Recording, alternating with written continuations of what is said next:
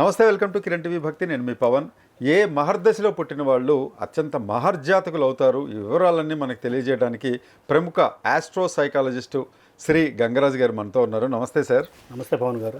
Sir, as I told you in the intro, మనకి ఏ అంతర్దశలు, ఈ మహర్దశలు అంటారు కదా, ఏ దశలో పుట్టిన వాళ్ళు జనరల్గా అత్యంత మహర్జాతకులుగా ఉంటారు? తప్పకుండా అండి. ఎందుకంటే మామూలుగా మనం చెప్పాలి అంటే ఇక్కడ మనకి ఈ లగ్నాలు కానివ్వండి, రాశులు కానివ్వండి, రెండు రకాలుగా ఉంటాయండి. శనిపాలిత లగ్నాలు, గురుపాలిత లగ్నాలు. ఈ శనిపాలిత లగ్నాలు అంటే మకర లగ్నం, కుంభ లగ్నం, తర్వాత వచ్చేసి వృషభ లగ్నం, మిథున లగ్నం, కన్యా లగ్నం, తులా లగ్నం, ఈ శనిపాలిత లగ్నాలు. అట్లానే గురుపాలిత లగ్నాలు అంటే సింహ లగ్నం, కర్కాటక లగ్నం, తర్వాత వచ్చేసి మేష లగ్నం, వృశ్చిక లగ్నం, తర్వాత ధనుర్ లగ్నం, మీన లగ్నం, ఇవి వచ్చేసి గురుపాలిత లగ్నాలు. ఇప్పుడు శనిపాలిత లగ్నాలకి శుక్రదశలో పుట్టారనుకోండి, వాళ్ళు మహర్జాతకులు. ఎట్లా అంటే శుక్రదశలో పుట్టినప్పుడు తర్వాత వచ్చే దశలు అయినటువంటి సూర్యదశ కానివ్వండి, చంద్రదశ కానివ్వండి, కుజదశ కానివ్వండి, ఈ మూడు దశలు కూడా ఈ శనిపాలిత లగ్నాలకు వచ్చేసి ఈ మూడు గ్రహాలు ఒక్క వృషభ లగ్నానికి, తులా లగ్నానికి కాకుండా, ఎందుకంటే వృషభ లగ్నానికి సూర్యుడు శుభుడు, అట్లానే తులా లగ్నానికి చంద్రుడు శుభుడు, ఈ రెండు కాకుండా మిగతా శనిపాలిత లగ్నాలకి సూర్యుడు, చంద్రుడు, కుజుడు పాపగ్రహాలుగా ఉంటారు. కాబట్టి ఆ మూడు దశలు చిన్నప్పుడే అయిపోయాయి అనుకోండి, ఇంకా తర్వాత వచ్చేటటువంటి మనకి రాహుదశ కానివ్వండి, తర్వాత గురువు ఒక్కడ అయిపోయాడు అనుకోండి, శని దశ, బుధ దశ, కేతు దశ, శుక్రదశ, ఇవన్నీ కూడా అనుకూలిస్తాయండి.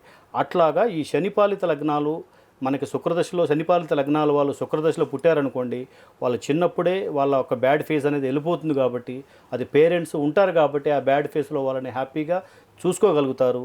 తర్వాత వాళ్ళకు ఒక 30 లోపు ఒక 25+ వచ్చేసరికి వాళ్ళు ఆ బ్యాడ్ ఫేజ్ నుంచి బయటపడి అప్పటి నుంచి వాళ్ళ జీవితాంతం కూడా వాళ్ళు హ్యాపీగా ఉండగలుగుతారు. ఎందుకంటే తర్వాత వచ్చే దశలన్నీ కూడా ఎక్సలెంట్ దశలు ఉంటాయండి పవన్ గారు. అట్లాగనే మన గురుపాలిత లగ్నాలు తీసుకున్నాం అనుకోండి, గురుపాలిత లగ్నాలు అనేటువంటి కర్కాటక లగ్నం కానివ్వండి, సింహ లగ్నం కానివ్వండి, తర్వాత మేష లగ్నం కానివ్వండి, వృశ్చిక లగ్నం కానివ్వండి, ధనుర్ లగ్నం కానివ్వండి, తర్వాత మీన లగ్నం కానివ్వండి, ఈ లగ్నాలలో ఏంటంటే మెయిన్గా చెప్పాలి అంటే గురుదశలో పుట్టాలి. గురుదశలో పుట్టారనుకోండి, గురుదశలో పుట్టినప్పుడు తర్వాత వచ్చే దశలు అయినటువంటి శని దశ, బుధ దశ, ఈ రెండు దశలు కూడా చిన్నప్పుడే అయిపోతాయి. ఎందుకంటే శని దశ దగ్గర మనకి 17 సంవత్సరాలు ఉంటుంది, శని దశ 19 సంవత్సరాలు ఉంటుంది, బుధ దశ మనకి 18 సంవత్సరాలు 17 సంవత్సరాలు ఉంటుంది. ఈ రెండు దశలు కూడా మనకి చిన్నప్పుడే అయిపోయాయి అనుకోండి, ఇక తర్వాత వచ్చే దశలు అయినటువంటి మిగతా దశలన్నీ కూడా, ఎందుకంటే తర్వాత వచ్చేటువంటి శని, బుధుడు తర్వాత వచ్చే కేతు దశ కానివ్వండి, తర్వాత శుక్రుడు అయిపోయాడు అనుకోండి, ఇంక తర్వాత వచ్చే దశలన్నీ కూడా సూర్యుడు, చంద్రుడు, కుజుడు, ఈ దశలన్నీ కూడా వాళ్ళ జీవితాంతం హ్యాపీగా ఉండేదానికి అవకాశం ఉంటుంది. ఈ రెండు ఇప్పుడు శనిపాలిత లగ్నాలకి శుక్రుడి దశలో పుట్టి, గురుపాలిత లగ్నం వాళ్ళు మనకు గురుదశలో పుట్టి మహర్దశలో పుట్టారనుకోండి, వాళ్ళ మహర్జాతకులే. అంత మాత్రాన ఇప్పుడు అది అయిపోయిందా అంటే అట్లేం కాదండి. మిగతా దశల్లో కూడా ఇక్కడ దశ అనేది, ఈ దశలో పుట్టడం ఎంత ఇంపార్టెంటో గ్రహాల బలాలు అవి కూడా ఇంపార్టెంట్ అవుతాయి. ఇంటెన్సిటీ, డిగ్రీలు కూడా ఇంపార్టెంట్ అవుతాయి. కాకపోతే ఏంటంటే వాటి ఇంటెన్సిటీ కొద్దిగా తగ్గినా, లేదంటే ఇప్పుడు శనిపాలిత లగ్నాల వాళ్ళు శుక్రదశలో కాకుండా తర్వాత చంద్రదశలోనో లేకపోతే సూర్యదశలో పుట్టినా సరే వాళ్ళకు 70 to 80% వాళ్ళ లైఫ్ అనేది సాఫీగా గడుస్తుంది. అట్లానే గురుపాలిత లగ్నాల వాళ్ళు గురుదశలో కాకుండా తర్వాత వచ్చేటువంటి శని దశలో కానీ బుధ దశలో కానీ పుట్టినా కూడా వాళ్ళకు 70-80% బాగుంటుందండి. ఇవన్నీ కూడా ఏంటంటే మనం వాళ్ళ జాతక చక్రాన్ని పరిశీలించినప్పుడు ఆ గ్రహాలు ఏ ప్లేస్లలో ఉన్నాయి. ఇక్కడ ఇంకో విషయం పవన్ గారు, మనకి ఈ మహర్జాతకులు ఈ దశలలో పుడితే మహర్జాతకులు అనేది ఎంత ఇంపార్టెంటో, తర్వాత ఏంటంటే ఇక్కడ మనకి ఇంపార్టెంట్ అని 3 విషయాలు ఉన్నాయండి. ఇంకో 3 విషయాలు ఎట్లా అంటే లగ్న, పంచమ, నవమాధిపతులు, అంటే first house, 5th house, 9th house. First house అనేది మన ఆరోగ్యానికి సంబంధించింది. ఫస్ట్ హౌస్ బాగుందనుకోండి, లగ్నం బాగుందనుకోండి, ఆరోగ్యం మనకి బాగా ఉంటుంది. ప్లస్ లగ్నంలో శుభగ్రహం ఉందనుకోండి, పూర్ణాయుష్ ఉంటుంది. లగ్నంలో కానీ, 2nd హౌస్లో కానీ, 7thలో కానీ, 8thలో కానీ, ఈ 4 స్థానాల్లో శుభగ్రహాలు ఉన్నా లేదా చూసినా మనకి పూర్ణాయుష్ అనేది ఉంటుంది. లగ్న, పంచమం అనేది ఏంటంటే మనకి జ్ఞానం, సంతానం సంబంధించింది, జ్ఞానం సంబంధించింది. పంచమ నవమాధిపతి అంటే మనకి చరాస్తి సంబంధించిందండి. ఇప్పుడు క్యాష్ కానీ, గోల్డ్ కానీ, విషయాలు, పూర్వ పుణ్యం, ఇవన్నీ ఈ 3 కోణాధిపతులు అంటారు వీటిని.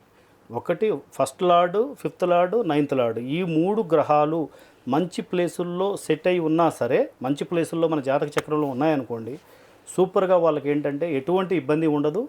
ప్లస్ ఇంకొక విషయం చెప్పాలి అంటే 10th కానీ 4th కానీ ఒక్క శుభగ్రహం ఉన్న అసలు జాతక చక్రం అంతా ఇబ్బందికరంగా ఉన్నప్పటికీ 4th కానీ 10th కానీ ఒక్క శుభగ్రహం ఉన్నా సరే వాళ్ళ జీవనాధారం తిండికి ఎటువంటి ఇబ్బంది లేకుండా హ్యాపీగా జీవితాంతం ఉండగలుగుతారు పవన్ గారు. అట్లా కూడా ఉంటుంది. వెరీ నైస్ అండి, చాలా బాగా ఎక్స్ప్లెయిన్ చేశారు. అయితే ఒకవేళ అలాంటి ఒక మహర్దశల్లో పుట్టకపోయినా మరి దానికి మామూలు దశల్లో పుట్టి కొంత అవాంతరాలు ఎదుర్కొంటున్నా జాతకరీత్యా కొన్ని దోషాలు పరిహారాలు ఏమన్నా దోషాలకి పరిహారాలు ఏమన్నా మీరు సూచించగలరా మీ దగ్గరికి వస్తే? తప్పకుండా అండి. ఎట్లా అంటే ఇప్పుడు వాళ్ళు ఏ దశలో పుట్టారు, ఇప్పుడు శుభదశలలో పుడితే మహర్జాతకులు వాళ్ళకి ఎటువంటి ఇబ్బందులు ఎక్కువ ఉండవు. 10-20% ఇబ్బందులు ఉంటాయి. ఎందుకంటే మానవ జీవితం అంటేనే పాప పుణ్యాల మిశ్రితం. ఎందుకంటే పాపాలు పుణ్యాలు చేశాం కాబట్టే మానవ జన్మ ఎత్తాం మనం. ఎందుకంటే 84 లక్షల జీవరాశుల జన్మల తర్వాత మానవ జన్మ వస్తుంది. కాబట్టి ఇప్పుడు మానవ జన్మ ఎత్తినామంటేనే పాపాలు పుణ్యాలు ఉంటాయి. కానీ మనం ఏ దశల్లో ఏ మహర్దశల్లో పుట్టాం, ఏ గ్రహాలు ఎంత ఇంటెన్సిటీగా ఏ హౌస్లలో ఉన్నాయనే దాన్ని బట్టి ఎంత సుఖం అనుభవిస్తాం, ఎంత పాపం ఎంత కష్టాలు అనుభవిస్తాం అనేది అక్కడ డిసైడ్ అయి ఉంటుంది. ఒకవేళ ఏదైనా ఇబ్బందికరమైన దశల్లో పుట్టినప్పటికీ అక్కడ మనం ఏ హౌస్లు ఏ డిపార్ట్మెంట్ ఆఫ్ ద లైఫ్లో మనం స్ట్రాంగ్గా ఉన్నామో మనం తెలుసుకొని దానికి తగ్గట్టుగా నెగిటివ్ గ్రహాల ఇంటెన్షన్ని తగ్గించి నెగిటివ్ గ్రహాల దశలు కానివ్వండి అంతర్దశలు కానివ్వండి, సపోజ్ నెగిటివ్ గ్రహాల మహాదశలో పుట్టినప్పటికీ అంతర్దశలు మనకు శుభదశలు ఉన్నాయనుకోండి, వాటి వల్ల ఏంటంటే కొద్దిగా అయినా మనం రిలీఫ్గా మనం ముందుకు వెళ్ళగలుగుతాం. కానీ వాటికి ఏది అడ్డంకులు పడుతున్నాయి, ఏ దోషాలు మనల్ని ఇబ్బంది పెడుతున్నాయి అనేది మనం తెలుసుకొని చేయాలంటే మాత్రం మా లాంటి వారిని సంప్రదించి తప్పకుండా దాంట్లో ఎట్లా ఉందనేది మనం తెలుసుకోగలిగితే దానికి తగ్గ పరిహారాలు కానివ్వండి, పూజలు కానివ్వండి, పునస్కారాలు కానివ్వండి, ఏదో ఒకటి చేసుకొని మనం ఏ డైరెక్షన్ వెళ్తే మంచిదనేది మనకు తెలిసినట్లయితే తప్పకుండా ఆ డైరెక్షన్లో వెళ్ళి మనం హ్యాపీగా లైఫ్ని ఇబ్బందికరం కాకుండా.